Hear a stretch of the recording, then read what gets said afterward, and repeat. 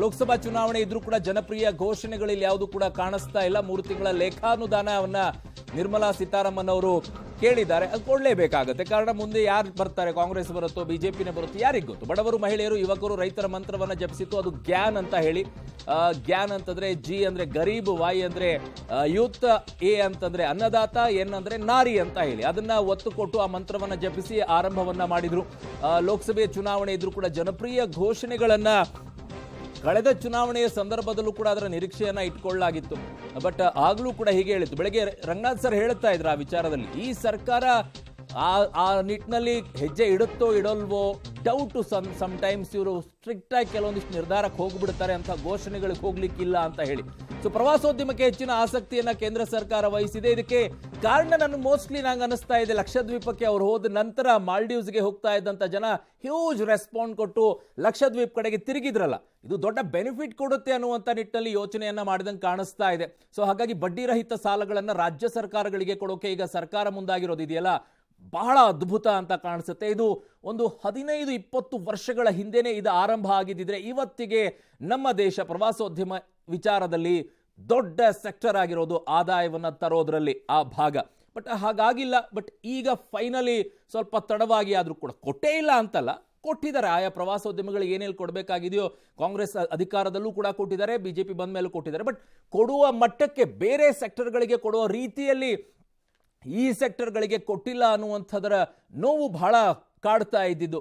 ನನಗಂತೂ ಎಸ್ಪೆಷಲಿ ಬಹಳ ಕಾಡ್ತಾ ಇದ್ದಿದ್ದು ಪರ್ಸನಲ್ ಆಗಿ. ಪ್ರವಾಸೋದ್ಯಮ ಇಷ್ಟೆಲ್ಲ ಚೆನ್ನಾಗಿದೆಯಲ್ಲ, ಇನ್ನೂ ಯಾಕೆ ಡೆವಲಪ್ಮೆಂಟ್ ಮಾಡ್ತಾ ಇಲ್ಲ ಅಂತ ಹೇಳಿ ಫೈನಲಿ ಕೊಟ್ಟಿದ್ದಾರೆ. ಬಟ್ ಇನ್ನು ಟ್ಯಾಕ್ಸ್ನ ವಿಚಾರಕ್ಕೆ ಹೇಳ್ತಾ ಇದೆ. ನೇರ ತೆರಿಗೆ ಸಂಗ್ರಹದಲ್ಲಿ ಯಾವುದೇ ಸಂಗ್ರಹದಲ್ಲಿ ಏರಿಕೆ ಜಾಸ್ತಿ ಆಗಿದೆ ಅಂತಿದ್ರು.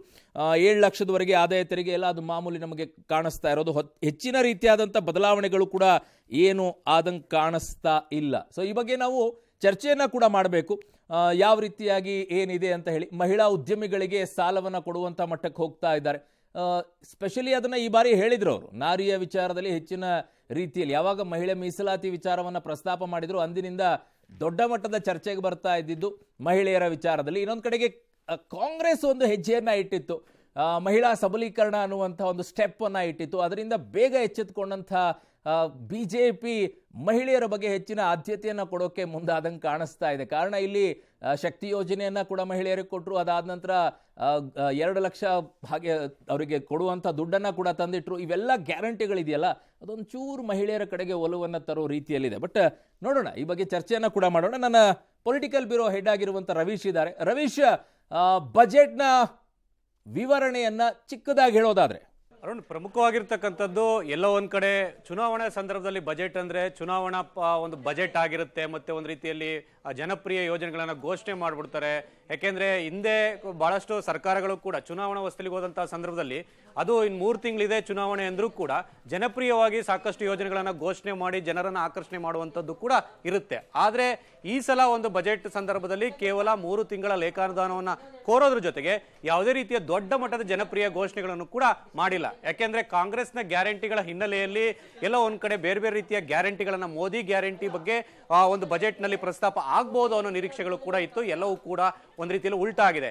ಪ್ರಮುಖವಾಗಿ ಸ್ಪಷ್ಟವಾಗಿ ಹೇಳ್ತಾರೆ, ಅಂದ್ರೆ ಜುಲೈ ತಿಂಗಳಲ್ಲಿ ವಿಕಸಿತ ಭಾರತದ ಬಜೆಟ್ ಮಂಡನೆ ಆಗುತ್ತೆ. ಹಾಗಾಗಿ ಈಗ ಕೇವಲ ದೃಷ್ಟಿಕೋನ, ಅದರ ಮುಂದಿನ ಮುನ್ಸೂಚನೆ ಮಾತ್ರ ಕೊಡ್ತಾ ಇದ್ದೇವೆ ಅನ್ನೋದು ಕೂಡ ನಿರ್ಮಲಾ ಸೀತಾರಾಮನ್ ಅವರು ಸ್ಪಷ್ಟಪಡಿಸ್ತಾ ಇದ್ದಾರೆ. ಹಾಗಾಗಿ ಪ್ರಮುಖವಾಗಿ 4 ವರ್ಗಗಳನ್ನ ಗುರಿಯಾಗಿಟ್ಕೊಂಡು ಈ ಒಂದು ಲೇಖಾನುದಾನವನ್ನ ಮಂಡಿಸಿರ್ತಕ್ಕಂಥದ್ದು.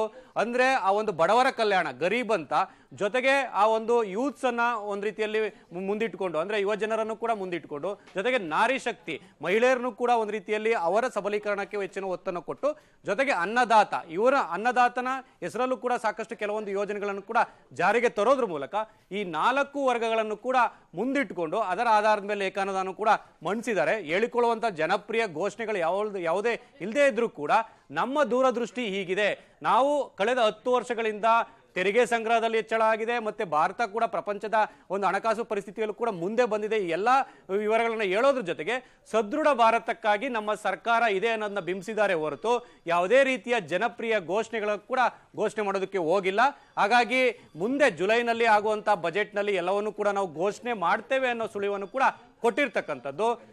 ಒಟ್ಟಾರೆಯಾಗಿ ಚುನಾವಣಾ ಬಜೆಟ್ ಮತ್ತೆ ಈ ಒಂದು ಗ್ಯಾರಂಟಿಗಳಿಗೆ ಟಕ್ಕರ್ ಕೊಡೋ ನಿಟ್ಟಿನಲ್ಲಿ ಮತ್ತೊಂದು ಮೋದಿ ಗ್ಯಾರಂಟಿ ಆಗುತ್ತೆ ಅಂತ ಇತ್ತು, ಅದು ಎಲ್ಲೂ ಕೂಡ ಈ ಬಜೆಟ್ ನಲ್ಲಿ ಕಾಣಲಿಲ್ಲ ಅಂತ ಸ್ಪಷ್ಟವಾಗಿ ಹೇಳ್ಬೋದು ಅರುಣ್. ರಮೇಶ್, ಇಲ್ಲಿ ನಾವೇ ವಾಪಸ್ ಬರ್ತೀವಿ, ವಾಪಸ್ ನಾವೇ ಕೇಂದ್ರ ಸರ್ಕಾರದ ಚುಕ್ಕಾಣಿಯನ್ನ ಹಿಡಿತೀವಿ ಅನ್ನೋ ಕಾನ್ಫಿಡೆನ್ಸ್ ಕಾಣಿಸ್ತಾ ಇದೆ. ನಿರ್ಮಲಾ ಸೀತಾರಾಮನ್ ಅವರ ಪೂರಾ ಬಜೆಟ್ ಅನ್ನು ನೋಡಿದಾಗ ಈ ಕಾನ್ಫಿಡೆನ್ಸ್ ಎದ್ ಕಾಣಿಸ್ತಾ ಇತ್ತು ಪೊಲಿಟಿಕಲಿ, ಇದನ್ನ ನಾವು ಹೇಳೋದಾದ್ರೆ. ಖಂಡಿತವಾಗಿಯೂ ಕೂಡ, ಯಾಕೆಂದ್ರೆ ಕಳೆದ 10 ವರ್ಷಗಳಿಂದ ಆಗಿರ್ತಕ್ಕಂಥ ಬದಲಾವಣೆಗಳೇನಿತ್ತು ಅದನ್ನ 2004ರಿಂದ 2014 ತನಕ ಆಗುವಂತಹ ಬದಲಾವಣೆಗಳಿಗೆ ಹೋಲಿಕೆ ಮಾಡಿ ಸಾಕಷ್ಟು ವಿಚಾರಗಳನ್ನ ಪ್ರಸ್ತಾಪ ಮಾಡಿದ್ದಾರೆ. ಅಂದ್ರೆ ಹಣಕಾಸು ವಿಚಾರದಲ್ಲಾಗಿರ್ಬೋದು, ಅಂದ್ರೆ ತೆರಿಗೆ ಮತ್ತೆ GST ಸಂಗ್ರಹದಲ್ಲಿ ದ್ವಿಗುಣ ಆಗಿದೆ, ಡಬಲ್ ಆಗ್ತಾ ಇದೆ ಅನ್ನೋದ್ರ ಮೂಲಕ ಎಲ್ಲ ಒಂದ್ ಕಡೆ ಹಣಕಾಸಿನ ಪರಿಸ್ಥಿತಿ ಏನಿದೆ ಪ್ರಪಂಚದಲ್ಲೇ ಒಂದ್ ರೀತಿಯಲ್ಲಿ ಸುಧಾರಿಸ್ತಾ ಇದೆ, ಅಭಿವೃದ್ಧಿಯತ್ತ ಭಾರತ ಸಾಕ್ತಾ ಇದೆ ಅನ್ನೋದನ್ನು ಕೂಡ ಸ್ಪಷ್ಟವಾಗಿ ಹೇಳಿದ್ದಾರೆ.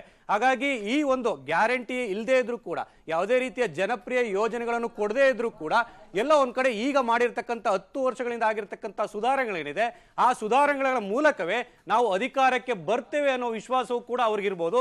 ಆ ಕಾರಣಕ್ಕೋಸ್ಕರವಾಗಿ ಒತ್ತಿ ಹೇಳ್ತಾರೆ, ಜುಲೈನಲ್ಲಿ ಬಜೆಟ್ ಇದೆ, ಪೂರ್ಣ ಪ್ರಮಾಣದ ಬಜೆಟ್, ಈಗ ಲೇಖಾನುದಾನ ಮಾತ್ರ ಇರ್ತಕ್ಕಂಥದ್ದು ಅನ್ನೋದನ್ನು ಕೂಡ ಒತ್ತಿ ಹೇಳೋದ್ರ ಜೊತೆಗೆ ಎಲ್ಲ ಒಂದ್ ಕಡೆ ನಮಗೆ ವಿಶ್ವಾಸ ಇದೆ ಅನ್ನೋದನ್ನು ಕೂಡ ಒಂದ್ ರೀತಿಯಲ್ಲಿ ಪರೋಕ್ಷವಾಗಿ ಆ ಒಂದು ಎಲ್ಲ ಬದಲಾವಣೆಗಳನ್ನ ಪ್ರಸ್ತಾಪಿಸುವುದರ ಮೂಲಕ ಆ ಒಂದು ಕೇಂದ್ರ ಸರ್ಕಾರ ತನ್ನ ಬೆನ್ನನ್ನು ತಾನು ತಟ್ಕೊಡಿದೆ. ಹಾಗಾಗಿ ಲೋಕಸಭಾ ಚುನಾವಣೆ ಆದ ಬಳಿಕ ಯಾರು ಬರ್ತಾರೆ ಯಾರು ಬರಲ್ಲ ಅನ್ನೋದು ಕೂಡ ಸ್ಪಷ್ಟವಾಗುತ್ತೆ ಅಂತ ಹೇಳ್ಬೋದು ಮಮತಾ.